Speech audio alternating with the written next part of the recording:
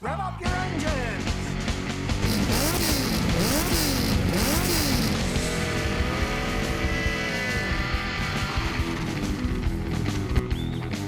It's time for the Scotty Kilmer channel. Welcome to Mechanic Monday on a rainy Monday. Today I'm going to answer the question, are inexpensive scan tools any good? Now, being a mechanic for the last 50 years and being a famous YouTuber, I've tried out scores of inexpensive scan tools over the years. And basically, I can tell you about the good, the bad, and the ugly. I've had some that when you plugged it in, nothing happened at all.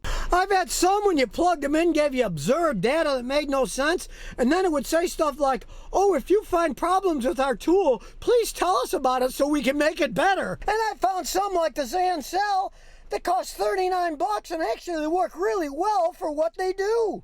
For instance, this does OBD data. You just press enter and it goes into the data. It even does graphing data. This is graphing data for the ignition timing. This vehicle has a problem with the ignition. As you can see, just idling, the timing's all over the place when it should remain steady. It does the IM checks to see if it will pass state inspections. And these are even color-coded. Green means it's good, and orange means that it's not ready yet. So it's got 1, 2, 3, 4 not ready yet. So this would not pass inspection. You can look up trouble codes on it and see what it means. That's the code that this vehicle has. You actually get quite a bit of information for 39 bucks. Now, there are even more sophisticated lower price scan tools like this Blue Driver that works on a phone app. It cannot even do mode 6 data like professional mechanics have. This particular one is 99 bucks, but for 39 bucks, some little scan tools do quite a bit.